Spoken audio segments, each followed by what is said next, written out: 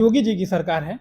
और योगी जी कहते हैं कि प्रदेश में हम माफिया गुंडे को मिट्टी में मिला दिए। अभी संजय निषाद जी का बयान आता है कि मैं साथ साथ पुलिस का दरोगा जी का हाथ पर तोड़ा के गड्ढे में फेंकवा के यहाँ आया। उस पर क्या कहेंगे आप? संजय निषाद के ऊपर कार्रवाई होनी चाहिए। ये संवैधानिक दायरे में न रह करके ये गुंडा माफियाओं की सरकार है। अब जोगी जी के बारे में मैं क्या कहूँ, और कहने के लिए तो पूजनीय महाराज जी कहे जाते हैं। ऐसे मंत्रियों के खिलाफ लामबंद होकर कार्रवाई करनी चाहिए। और ये कार्रवाई क्या करेंगे?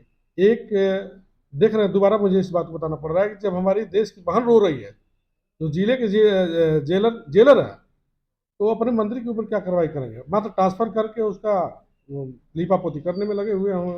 अच्छा, आप वकील हैं, आपसे एक चीज और हम जानेंगे, क्योंकि जो आप जितना अच्छा बताएंगे उतना कोई नहीं बताएगा। एक इलाहाबाद जज साहब का बयान आता है कि नारी के स्तंभ पर हाथ रख देना, उसका नाड़ा खींच देना, ये अपराध में नहीं आता है। आप ही वकील हैं, इसको चाहेंगे थोड़ा सा संधि विच्छेद में इसको बताइए। भैया मैं क्या बताऊँ इस बात को, संधि विच्छेद में कुछ बताना ठीक नहीं है। लेकिन जरूर अगर इसी हरकत की है तो उनके ऊपर कार्रवाई होगी। और अगर इस सरकार कार्रवाई करती है तब हमें एक चीज़ और बताना है कि जो भी जज बैठे हुए हैं वो सरकार के फंड पे काम कर रहे हैं।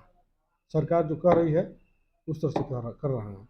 अब देखा देखा जा रहा है कि एक और बात बताएंगे, हम देख रहे हैं लगातार 10 वर्षों से कि जो शिक्षा मित्र हैं हमारे प्रदेश के, शिक्षा मित्रों का अखिलेश सरकार में उनकी पदोन्नति करके, चाहे जैसे भी मास्टर की डिग्री दिला करके उनको नौकरी दिला दी गई।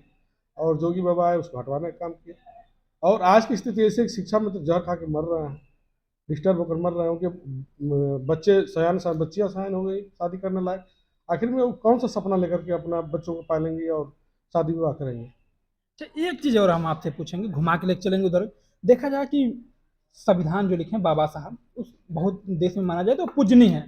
और बार बार देखा जाए कि ये मीडिया के माध्यम से मिलती है, हम लोग खबर कवरेज करते हैं कि फला जगह बाबा साहब की मूर्ति को क्षतिग्रस्त कर दिया गया है। इस पर आप क्या कहेंगे? आप भी इसकी लड़ाई बखूब लड़ते हैं।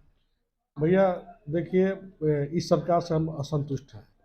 अगर एक व्यक्ति के ऊपर सही से कार्रवाई अगर हो जाती तो प्रदेश में चाहे देश में बाबा साहब के ऊपर कोई छेड़छाड़ करने वाला माइकल पैदा नहीं होता।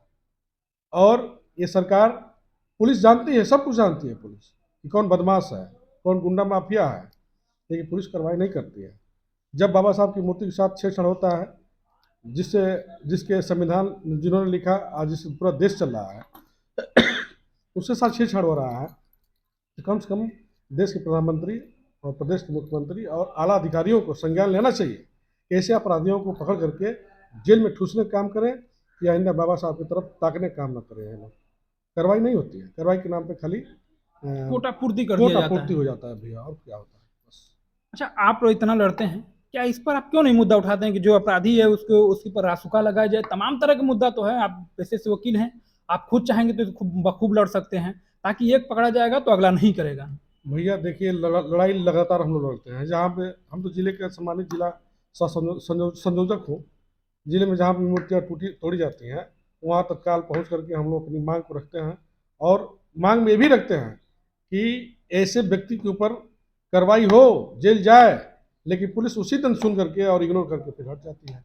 अच्छा, अगर इसकी मांग किया जाए कि जहाँ जहाँ बाबा साहब की मूर्ति लगी है वहाँ रात में एक गार्ड रखा जाए तो कैसा रहेगा? बहुत अच्छा रहेगा, बहुत अच्छा। क्या आपने कभी इस चीज को अपने मुद्दा में उठाया या नहीं उठाया? उठाया। उठाए तो फिर क्या प्रशासन की तरफ से क्या इसका हुआ है? पहले देखा जाता था कि कुछ दिन पहले वहाँ गार्ड रहा करते थे, जो चौकीदार हुआ करते थे, क्योंकि हमारे यहाँ एक बाबा साहब की मूर्ति है, वहाँ गार्ड की ड्यूटी थी, वहाँ रहा करता था, और आजकल नहीं रह रहे हैं। देखिए, जब हम लोग मांग करते हैं कि यहाँ गार्ड की ड्यूटी होनी चाहिए, 1 घंटे 2 घंटे तक गार्ड रहेगा, फिर मामला शांत हो जाएगा और दरोगा जी अपने गार्ड को बुला लेते हैं वापस, फिर कोई सुरक्षा नहीं रहता है।